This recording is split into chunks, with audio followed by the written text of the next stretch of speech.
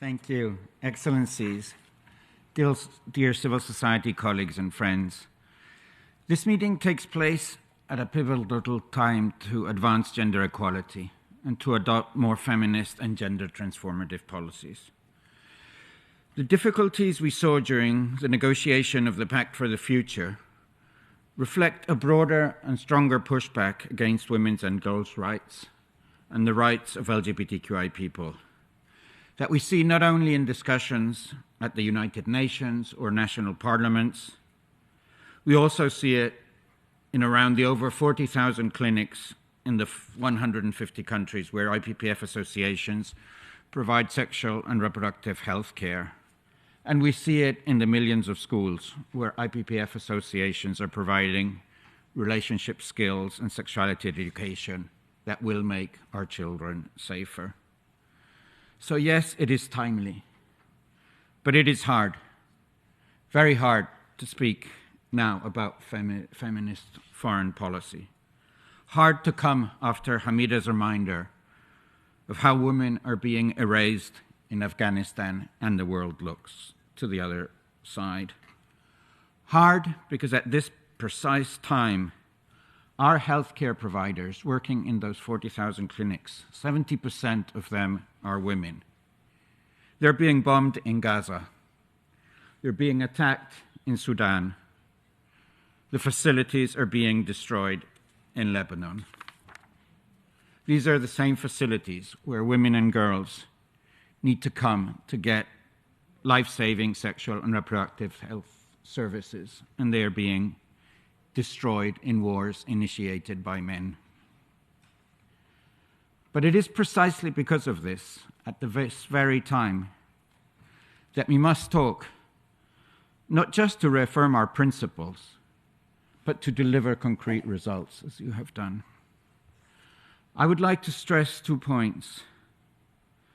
We must continue to defend and advance sexual and reproductive health and rights, not just here at the UN, not just in our parliaments, but back home, in our streets, in our families.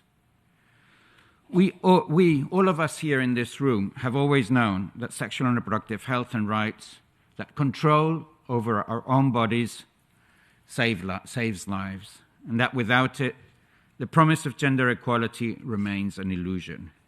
That we have always known. What we have learned more recently in the US, here in this beautiful country, in Poland, in Spain, and elsewhere, is that attempts to roll back women's rights and sexual and reproductive rights have become a powerful voting issue in so many elections. Because the anti-rights have tied the attacks on women's bodies to attacks on democratic institutions. And today, I think we can say in Europe that the stability of democratic societies, the stability of Europe as we know it, rests on the outcomes of this struggle for the control over women's bodies. That's why we need to take this to our homes and to our families and make sure that it is expressed in the polls. We must also eliminate all forms of violence against women and girls, including in the digital environments. Violence against women and girls remains one of the most pervasive human rights violations globally, with online harassment and gender disinformation as well. As we work to eliminate gender-based violence, we must adapt to these emerging challenges.